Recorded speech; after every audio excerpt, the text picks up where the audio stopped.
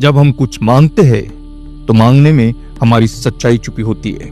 जो मन से मांगा गया वही तकदीर बनता है। पर याद रखो, भगवान सिर्फ वस्तु नहीं देते, वे हमें वही देते हैं जो हमारे अंदर की तैयारी के अनुरूप हो। अगर तुम नम्रता से मांगो, कर्म से जोड़ो और धैर्य रखो तो परिणाम भी तुम्हारे अनुरूप आएगा। आज से यही प्रण करो, साफ इरादा, सच्चा श्रम और अटूट विश्वास रखो, क्योंकि जो मांगोगे वही मिलेगा। पर पहले खुद को बदलना होगा। तो अपने कर्म पे भरोसा रखो और भगवान पे भरोसा रखो और आगे बढ़ो, मंजिल तुम्हें मिलकर रहेगी।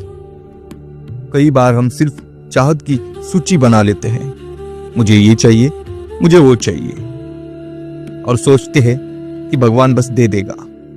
लेकिन मांगना सिर्फ बोलना नहीं है, मांगना एक संकल्प है।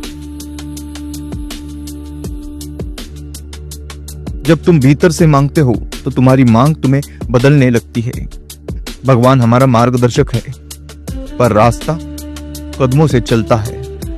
तुम अगर मेहनत करोगे, सीखोगे और अच्छाई फैलाओगे तो वही चीज तुम्हारे पास आएगी जिसकी तुमने सच्चाई से प्रार्थना की थी। और कभी कभी जवाब अलग रूप में आता है, जिसे हम शुरुआत में पहचान नहीं पाते। पर भरोसा रखो, वो वही दे रहा है जो तुम्हारे भले के लिए बेहतर है। तो आज से हर मांग के साथ ये भी कहो, ए ईश्वर, मुझे वो ताकत दे कि मैं जो मांग रहा हूं उसे पाने के लिए मैं बदल सकूं, क्योंकि जो मांगोगे वही मिलेगा। पर सबसे पहले मांगना तुम्हें वही बना देगा जो उस चीज को पाने की योग्य है। हमारी जिंदगी में सबसे बड़ी बहस अक्सर इसी बात पे रहती है, क्या हम अपनी इच्छाओं के निर्देशक है या इच्छाएं हमारी दिशा तय करती है।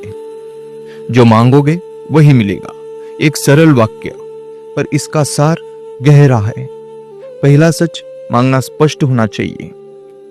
अधूरा मन, दो तरफा मन उलझन ही लाता है।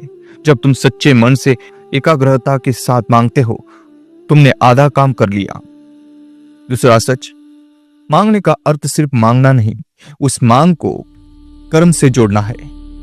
भगवान से दुआ करो पर अपने हाथ भी चलाओ, बीज बो, पानी दो, धैर्य रखो, तभी सफल मिलती है।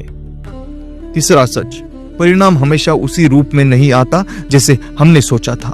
कभी कभी भगवान बेहतर रूप बदल कर देते हैं ताकि हमें वही मिले जो वास्तविक जरूरत है, न कि सिर्फ इच्छा। चौथा सच, जवाब पाने का तरीका, समय, साधना और फिर आत्म सुधार। अगर तुम्हारी मांग तुम्हारे चरित्र को बेहतर बनाती है तो समझो तुम सही राह पर हो। हमेशा याद रखो, मांगते समय ये तीन चीजें साथ बोलो, साफ इरादा, सच्चा प्रयास और समर्पण का विश्वास। अब एक छोटा अभ्यास करो, आंखें बंद करो, जो मांग रहे हो उसे साफ शब्दों में कहो, फिर सोचो उस मांग को पाने के लिए तुम क्या बदलोगे, क्या तुम तैयारी करोगे। जब ये सवाल तुम्हारे भीतर गूंजेगा तब मांगना सिर्फ एक ख्वाहिश नहीं रहेगी, वो योजना बन जाएगी। और जब योजना मेहनत से जुड़ेगी तो भगवान तुम्हारी मेहनत में अपना आशीर्वाद जोड़ते हैं। आज का संदेश सरल है, जो मांगोगे वही मिलेगा, पर पहले तुम बनो, फिर प्राप्ति आएगी। हर मांग के साथ कहो, हे प्रभु, मुझे वो बल और वो विवेक देना कि मैं वही बन जाऊं जो मैं मांग रहा हूं। बस ये बातें याद रखना और आगे बढ़ना, मंजिल तुम्हें मिलकर रहेगी।